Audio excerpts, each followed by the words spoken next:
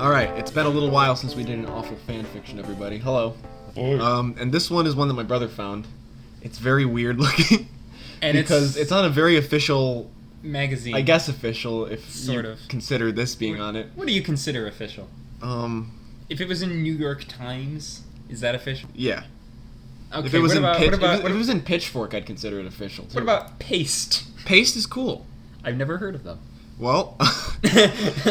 Well, this is a awful fan fiction, I think, kind of. It's an alternate history book. It has a clickbaity title. What if the Beatles hadn't broken up? An alternate history of the Fab Four. And at first I was like, oh, is this going to be a cool article about maybe, like, their solo careers or something? But just read the beginning. When he got the news that Paul McCartney had issued a press release that he was quitting the Beatles, Ringo Starr was not surprised, but he was shocked. So he was surprised. So he was surprised. Same words. It was like knowing for a long time that a long sick family member was going to die and still being staggered by the news that he had in fact died. Oh. So, as you can tell, this is gonna, this is not like an article, this is a fan fiction. They basically posted a fan fiction in a magazine. It wasn't as if Paul were the first Beatle to threaten to quit the band. George Harrison had quit during the making of Let It Be, and Ringo himself had left the band for 2 weeks during those same sessions. 2 weeks. John Lennon had told the others he was leaving at the end of those sessions, but that had all been handled within the family, and the group had stayed together to make Abbey Road. But here was a public announcement, and it would be hard to put this genie back in the bottle. Moreover, Paul had been the one holding the quartet together for the past 2 years with his often annoying, but usually effective cajoling and pep talks. If he had given up, what hope was there? It was April 1970, and it took Ringo half a dozen tries to get John, his best friend in the band. Oh, really? We got a voice on the phone. I think all four Beatles show up. I'll definitely be Ringo. John, the drummer said, "Can we get together at the pub for a pint?" I guess I'll be John then. John hemmed and hawed in a way that made it clear that his new girlfriend, Yoko Ono, was in the room with him. Well, I don't know, Ringo. He replied. Me and Yoko got a lot on our plate this week. Come on, mate, you owe me this much. Ringo insisted, and John succumbed. Mumbling the address of an undistinguished tavern not far from the Apple headquarters. Not very well known. He was dismayed when John showed up a half hour late with Yoko in tow. But Ringo suppressed his irritation and vowed to himself to see it through. John was wearing a chocolate brown suit to go with his bushy beard, silver-rimmed ground glasses, and middle-parted brown hair. Yoko's thick mane of black hair seemed to flow into her black sweater and black sacks. Black. It's all black. Ringo, his dark sideburns creeping towards his slanting mustache, drained half his pint before launching into his prepared speech. "It's fine for you, Paul and George," he said. "You're all songwriters and you can make solo albums. But I'm a drummer. If I'm going to make music, I need a band. And I'm never going to find a better band than this one. If Paul wants to quit the group, Godspeed to him. Let's hire Klaus and keep going." The Beatles had known Berlin's Klaus Vormann since their Hamburg days, and Klaus had not only designed the Revolver cover, but had also played bass on Manfred Mann's The Mighty Quinn and the Plastic Ono Band's Instant Karma. "We won't be the first band to replace the bass player, and we won't be the last. It'll be easier without Paul harping about playing this way or that way." Yoko didn't say anything, but she stared meaningfully at John when he glanced in her direction. It's a meaningful stare. I don't know, Ringo, he said. Yoko and I have a bunch of projects we're working on. I don't have time to be a Beatle anymore. Besides, I'm tired of being a Beatle. I want a chance to be Joan for a while. Ringo had been anticipating this objection. I'm not asking you to be a Beatle full time. I'm just asking you to be a Beatle half the time. You can work on your solo projects half the year, and your projects with Yoko, of course. He quickly interjected. George can work on his Indian and spiritual stuff. He laughed and added, and I can work on my tan. What is this? I told you. What is this? I don't know. No, sorry. John said. I don't know. Feels like going backward. The waiter brought another tray of tall pint glasses and with typical British discretion pretended not to notice who his customers were. I know you want to do the electronic music like Two Virgins and the political songs like Give Peace a Chance. You wouldn't say that. Ringo countered. But I know there's a part of you that still loves Elvis and Jerry Lee, the Coasters and the Drifters, that still wants to play rock and roll. Jerry Lee. The Beatles could be your rock and roll project alongside your other projects. John, obviously unconvinced, stared off at the nearby dartboard. Ringo was desperate. He could foresee a bleak future as an ex-Beatle, either playing recording sessions for bands that weren't nearly as good as his former group, or holed up in his suburban mansion watching TV and drinking too much. Now was the time to play the trump card. If you let Paul break up the Beatles, he said, you're conceding the point that he's so important that the Beatles can't go on without him. You're agreeing with him that the rest of us can't be the Beatles if he's not there. John's head snapped around. Yeah, John's neck snaps. This dart had found its bullseye. Fluke Paul. John snarled. We don't need him. We can be the Beatles without his little ditties. He didn't notice that Yoko's shoulders slumped at this turnabout. You noticed that Ringo Yoko collapsed. wasn't about to call attention to her reaction. Look, we'll hire the Clausen to go into the studio in May to make it. I flubbed that sentence hard. It's okay. Ringo had it quickly. Then you can take the summer work off on your own projects, and we'll get back together in October to play some shows when the record comes out. John grunted. Like Shea Stadium, you mean? No way. No, Ringo said. No. We'll play big theatres with good sound systems. We'll actually be able to hear ourselves this time. I thought you enjoyed playing in Toronto last year. Yeah, I did. John answered. Look, we've got to go. Go ahead and contact George and Klaus, and if they're on board, I'll come to a meeting to talk about it at least. His Okay. accent has changed like 5 times. Don't Yeah, it worry. has. I like that Ringo's the protagonist. Why is this so... Yeah, why is Ringo the protagonist, though? Why is your mouse so messed up? I know. Just scroll down. Whoa. Oh my god. There's 5 pages of this? We're not finishing this whole thing. There's no way. That was all Ringo needed to hear, and after John left, he called George from Red phone booth outside the pub, ignoring the pedestrians waving at him from the sidewalk. He was soon invited to George's Friar Park County estate. And he drove out there 2 days later. As Ringo drove through the gate of striped and red and white stone towards the turret-topped castle, he was once again reminded of a British Disneyland. Once again? When did that happen? Earlier, George's I hair guess. was shaggier than ever, and he wore an Indian print cotton shirt over blue jeans. As he showed Ringo to an armchair in the parlor, George's wife Patty brought out 2 cups and a pot of Darjeeling tea on a silver tray, set them on an antique table, and slipped away. I talked to John on Tuesday, Ringo said. and he's open to the idea of keeping the Beatles together with Klaus on bass if you are. Come on, Ringo. Not that voice. Please no, change that's it. the voice. George replied, The Beatles are dead. Let them rest in peace. I've got all these songs saved up that John and Paul would never put on a Beatles album, and now I'm going to put them on our solo album. But don't you see, Ringo continued, with you Paul see? gone, you'll be able to get more of your songs on the album, and you're not going to find a better rhythm section than me and Klaus. George got up from his chair and paced the carpet for a while. Ringo held his breath. Ringo died. I don't know, George said at last. Paul got on my nerves, but John has said some really nasty things about my songs. I don't want to go through that again. It'll be different this time, Ringo said. I'll stand up for you. He had a sudden flash of inspiration. In fact, I'll decide which songs we record. I'm not a songwriter, so I'll be an impartial judge. But you never really shared my interest in meditation and Indian music, said George doubtfully. Look, mate, that stuff was never my cup of tea, but I really love your stuff like Something, and Here Comes the Sun.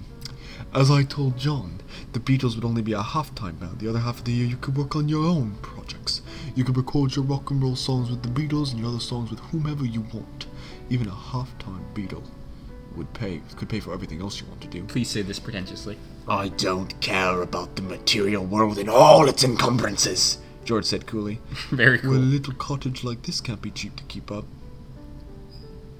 George stared at him icily for a moment, then broke into laughter. Bless you, Ringo! You're still the same bounder I knew in Liverpool. You're the only one of us that's halfway sane. Okay, I'll get together with you, John and Klaus, for a rehearsal, and we'll see how it goes.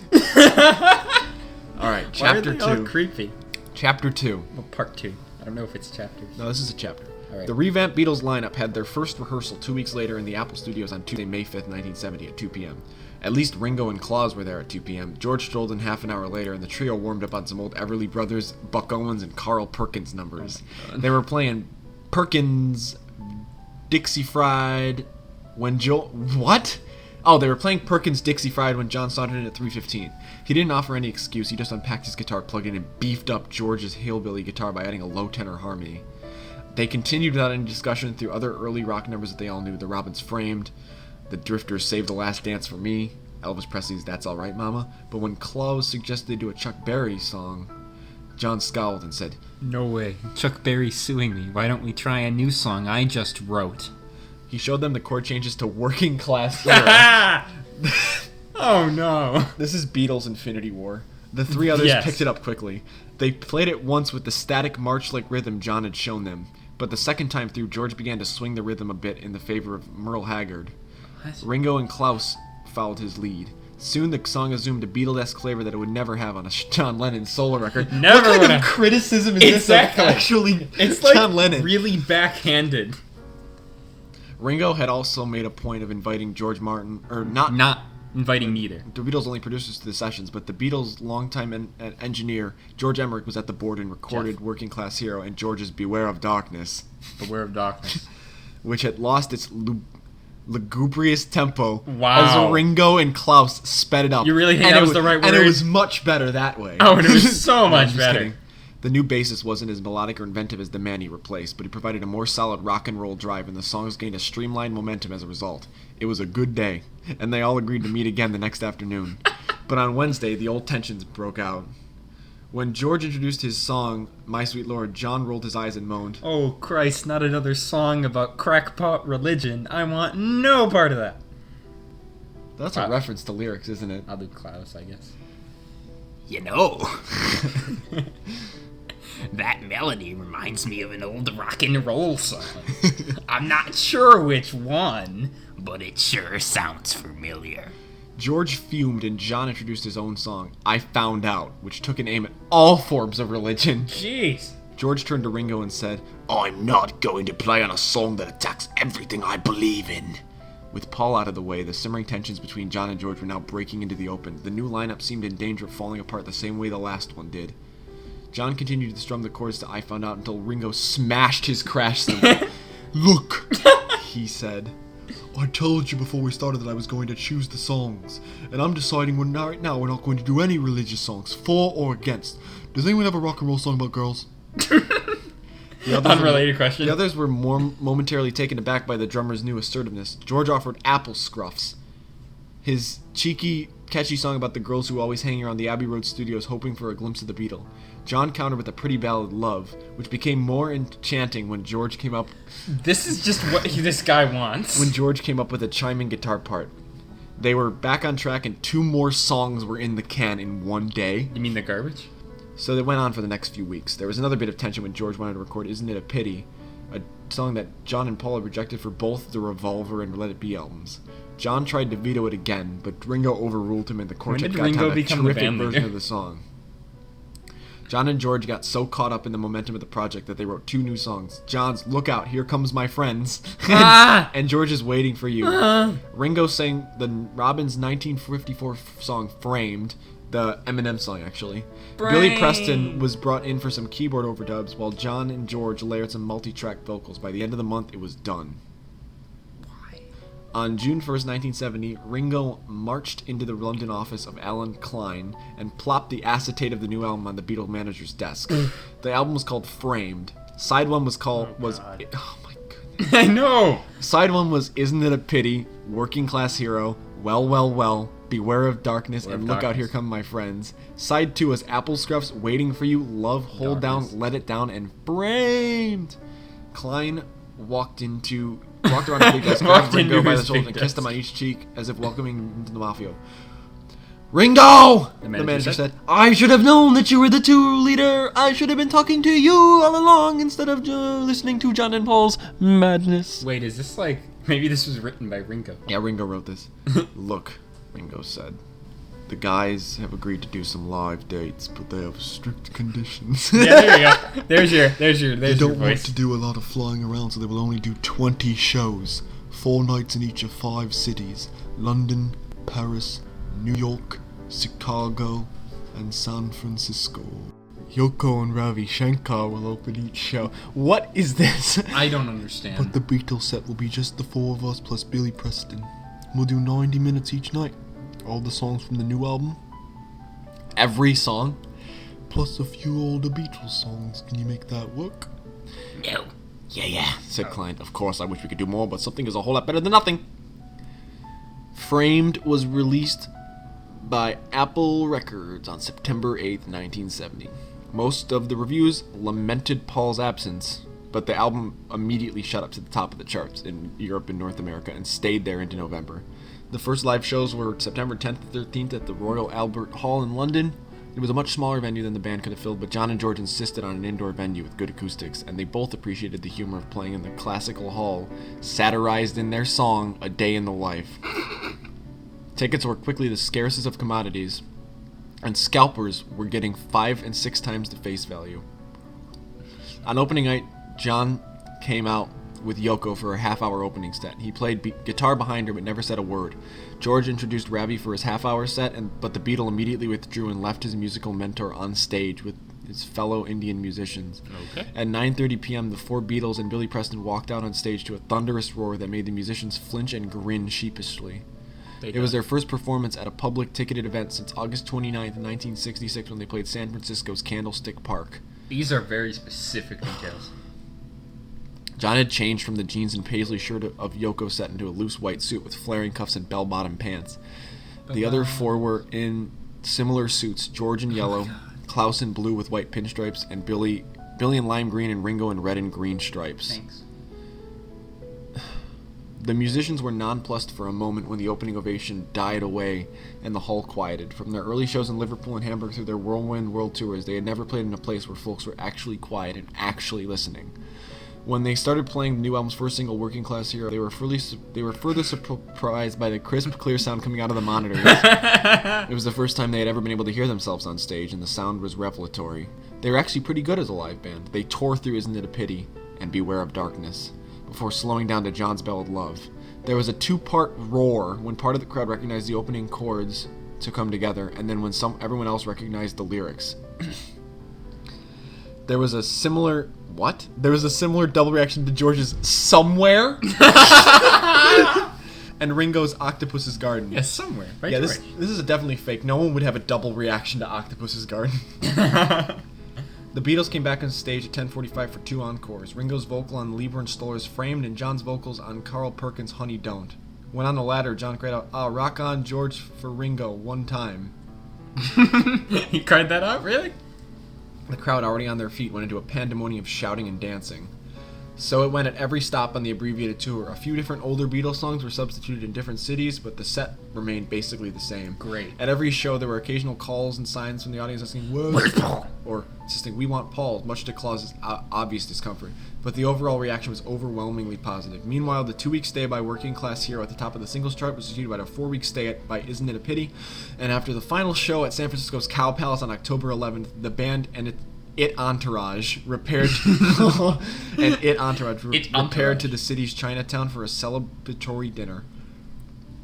Yoko glanced skeptically at her husband as he pushed aside the residue of steamed pork buns and rose unsteadily with his fourth glass of wine in hand. He banged the glass with a spoon and said, "I'd like to make a toast, Ringo. I thought you were bloody barmy when you wanted to keep the Beatles together.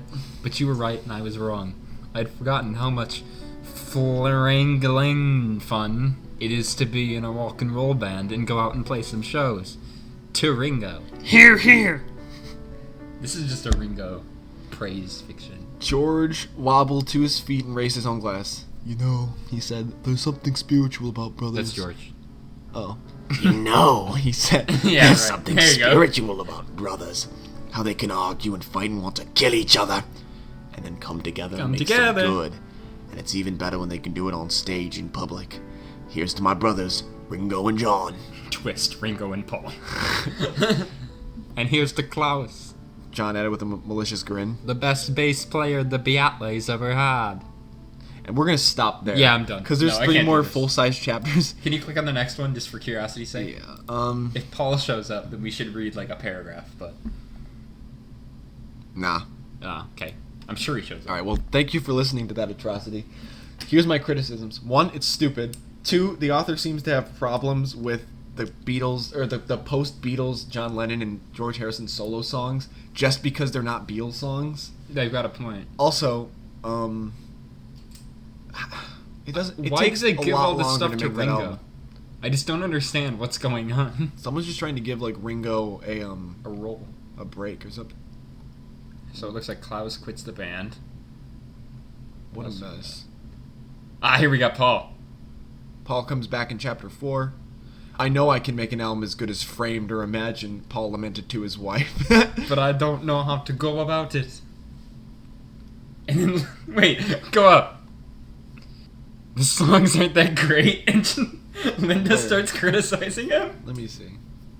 Oh my goodness. So he's got something against Paul's solo career too. He has something against all the Beatles, I'm guessing. Probably not Ringo's. He's probably like Ringo in his Ringo. solo career released Ringo's the the best album underrated of all one. time. Alright, so how does this end? So this ends, Paul forms a new band, it looks like. Paul and the Meters. Okay. The Beatles would answer the same. No. Every time John, Paul, and George got lazy about their songwritings, one of the others would write something that fired the competitive juices. So basically he's saying they had a long... It literally ends, the Beatles stumbled and bruised themselves in the early 70s, but picked themselves up and kept going. The end? I just don't... Why? What an awful thing. It's like, what if the Beatles hadn't broken up? And then it's just one of many, many, many, many possibilities. It doesn't make sense. I hate it. It's Anyway, a pretty clickbaity title. It's a pretty clickbaity story. Bad writing. It's not the worst thing. And it's not the we've worst read. thing we've ever read. No The way. grammar was okay, except for like a couple spots. I bet someone probably liked it. I just really don't feel like this was a necessary thing at all. No. But it's also pretty funny.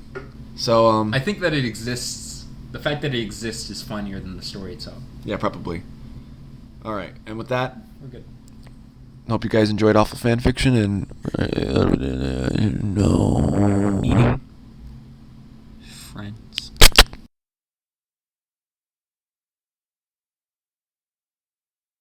Beware of darkness.